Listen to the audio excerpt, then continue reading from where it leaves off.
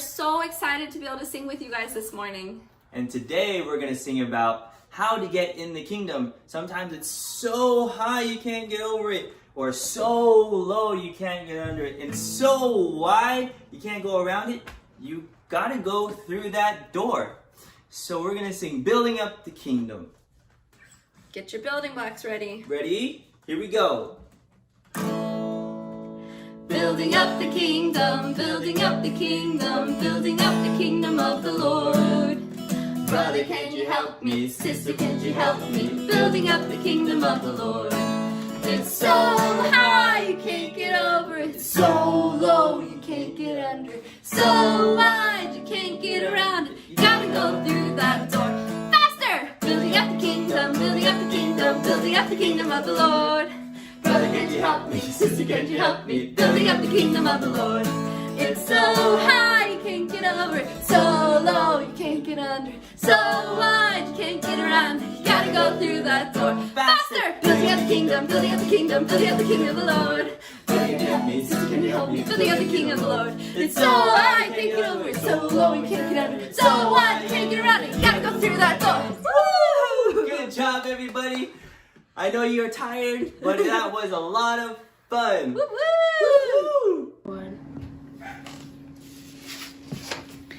Hey kids, I'm so excited to be with you again today. My name is Samantha Lamb and I am the director of our children's ministry, Kids Point.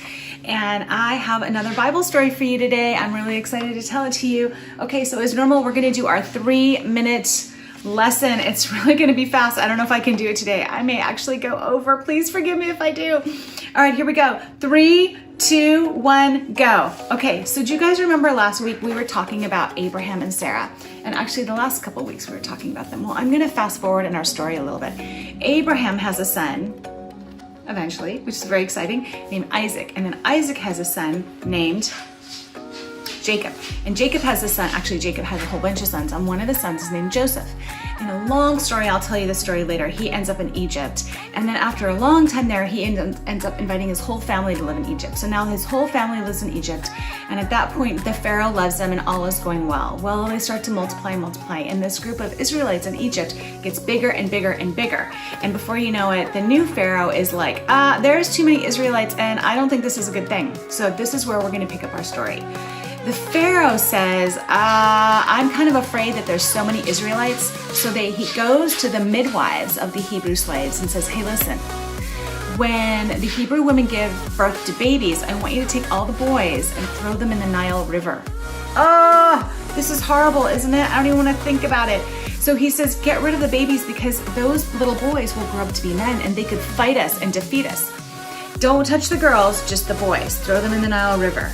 Well, there were 2 midwives, Hebrew midwives, who we're going to talk about, and their names were, you can look this up in your Bibles, in Exodus 18. I think that's right. Actually, I just remembered, it's actually in Exodus 1, so you can go back and look at the story. Okay, so the Hebrew women are not going to throw these babies into the Nile River, and their names were Shiphrah and Puah. I know that kind of sound like unusual names, but I bet that they were just normal names for Hebrew slaves living in Egypt at the time. So these 2 women who kind of were like these ordinary women, they had a job, they were midwives. But they hear the king, the Pharaoh of Egypt say, throw the babies in the Nile River. And they're like, oh, no, we're not gonna do that. And so they don't. And the king comes back to them, and we're gonna pick this up in verse 18 of Exodus 1, and he says, why have you disobeyed my orders and allowed these boys to live? And the midwives say, because unlike Egyptian women, Hebrew women are hardy and energetic, and they give birth before we can even arrive to help. God was good to these midwives, Shiphrah and Puah, and under their care, the Israelite women had many more children. And despite Pharaoh's orders, the people of Israel became stronger and more powerful. Okay, so that's the story, and here's my challenge to you. In the story, what we're learning about is these little babies are totally powerless. They're completely defenseless. There's no one to protect them until these women have courage. And so sometimes you're gonna see people in your life who may be powerless, who may not have the ability to fight for themselves. So these people might be homeless people. it could be people who are disabled. They don't have the same power and the same stance that you have in your life. And how can you be courageous and stand up for other people? So I want you to be thinking about this week. Talk to your parents, and maybe you can figure out how you can do something to help people who are less powerful in your lives and be courageous. All right, kids, I love you so much. I can't wait to be able to talk to you again next week. Have a great week, and I'll talk to you later. Bye. Hey Pre-K, it's Teacher Allie and Teacher Troy. And we just wanted to say hi. We miss you guys a lot. It's crazy to think we haven't seen you in 3 months, but I'm sure you guys have been having a lot of fun with your families and your neighbors and people in your neighborhood.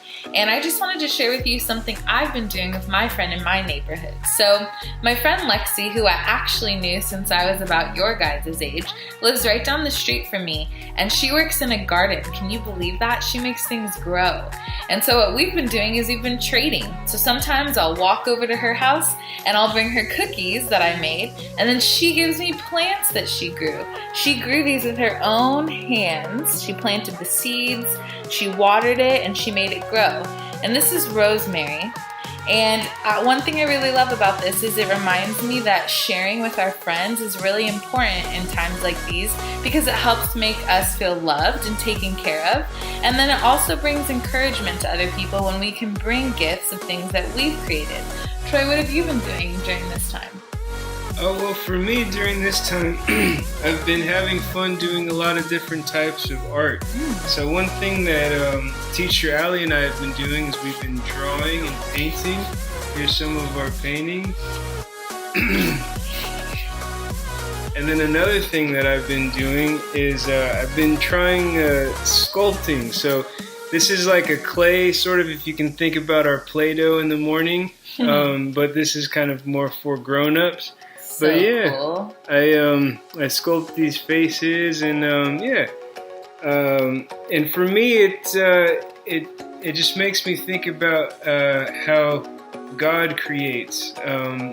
God, he's such an incredible artist. I don't know if you can go outside and see the beautiful sky that he paints, or the beautiful trees, or the beautiful mom and dad. He created all of that, and so it's kind of nice during this time to get in touch with our creative side. Yeah, so we hope that you guys are finding fun activities to do, and we miss you a lot. Can't wait to see you soon, and hope you're doing well. Bye.